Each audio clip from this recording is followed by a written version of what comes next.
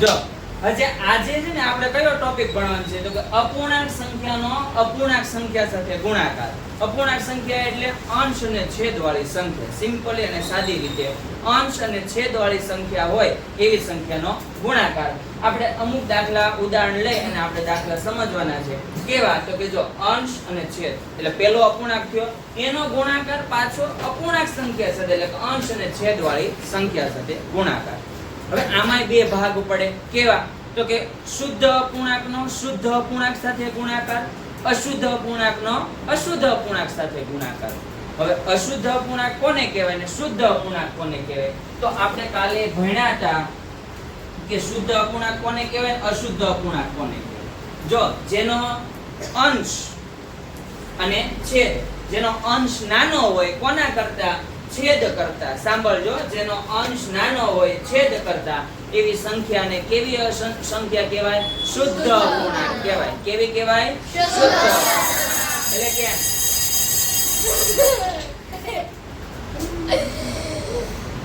ફરીવાર ધ્યાન આપજો. ફરીવાર આજે આપણી ટોપિક ની અંદર અપૂર્ણાંક સંખ્યાનો અપૂર્ણાંક સંખ્યા સાથે ગુણાકાર કરવાનો છે.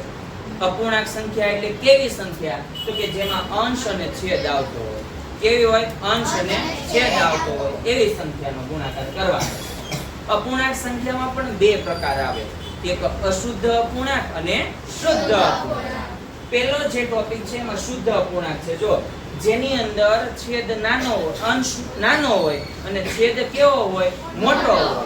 અંશમાં સંખ્યા કેવી હોય નાની હોય, છેદમાં સંખ્યા મોટી હોય એવી અપૂર્ણાંકને શુદ્ધ અપૂર્ણાંક કહેવાય. તો જો પેલો છે 1/2 તો 1 2 કરતા નાના છે એટલે એ શુદ્ધ અપૂર્ણાંક થયો. બીજામાં 1/7 તો એમાં પણ કેવા છે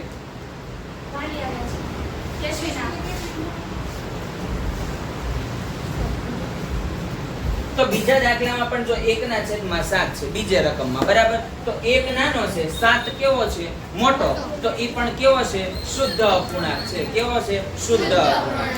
તો આનો કયો થયો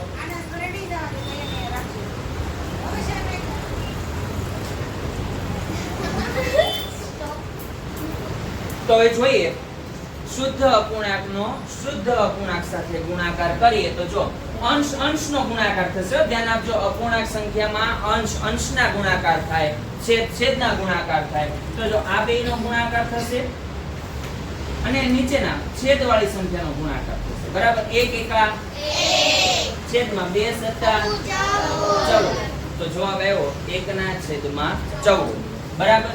આવી જ રીતે દાખલા જો બીજો છે એમાં ધ્યાન આપજો. જો એમાં પણ અંશ નાનો છેદ મોટો, અંશ નાનો છેદ મોટો એટલે આ કોનો ગુણાકાર થયો તો કે શુદ્ધ અપૂર્ણાંકનો શુદ્ધ અપૂર્ણાંક સાથે ગુણાકાર થાય. તો અંશ અંશના ગુણાકાર 1 એકા 1 અને 7 પંચા 35. આ તમારો જવાબ.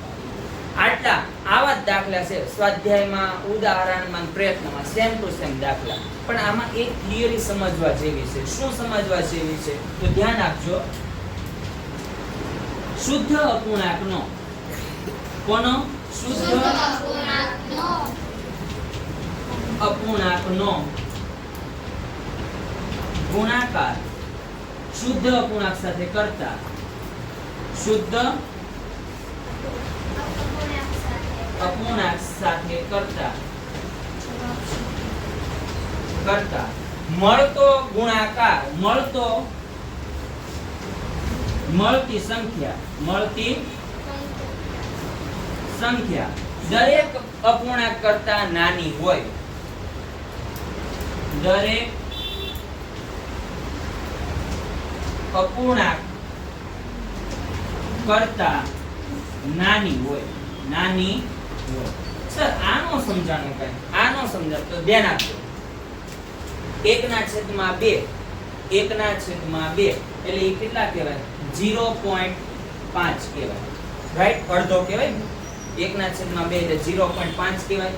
અને બીજું છે 1/7 એટલે સમજો 7 એકા 7 7 ચોક 28 એટલે આ કહેવાય 1.0.50 ને આ કહેવાય 0.14 કહેવાય. કેટલા કહેવાય 0.14. કેમ 0.14 તો 1 ને 7 વડે ભાગ્યા ને એટલે, બરાબર. હવે આ બેયનો ગુણાકાર કર્યો તો મળતી કિંમત કઈ છે 1/14 છે. કઈ છે 1/14. એટલે હું 1 ને 14 વડે ભાગું. ધ્યાન આપજો. 1 ને કેટલા વડે ભાગું? 14 વડે ભાગું.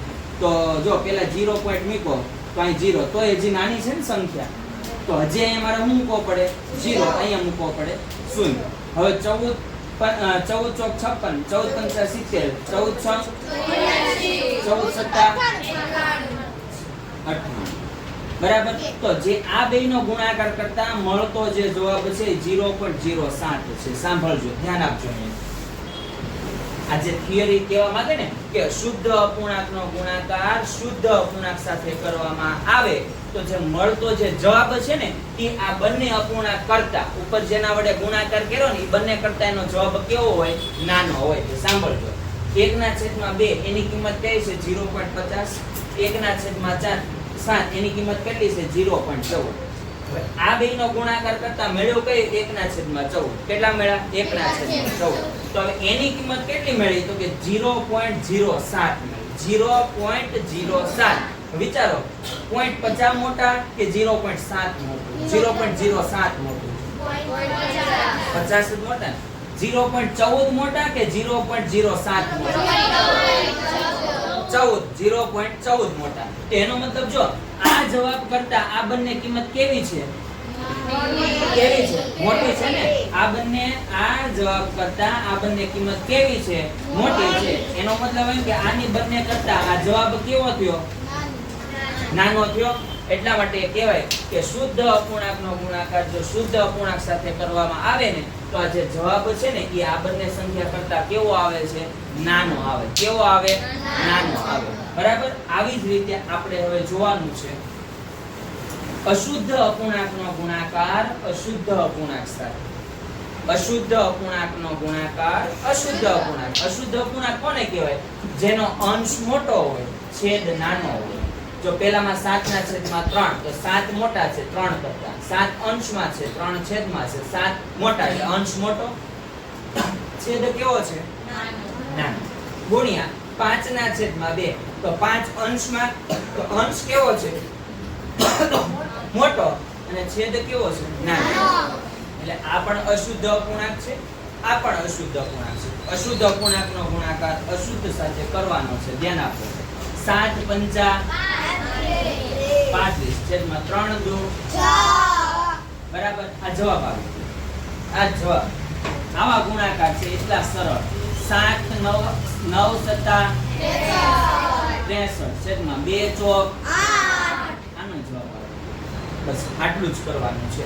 પણ આમાં પણ પેલા જેવી થિયરી લાગુ પડશે. કઈ થિયરી? તો કે અશુદ્ધ અપૂર્ણાંકનો ગુણાકાર શુદ્ધ અપૂર્ણાંકનો ગુણાકાર અશુદ્ધ અપૂર્ણાંક સાથે કરતા અશુદ્ધ અપૂર્ણાંક સાથે કરતા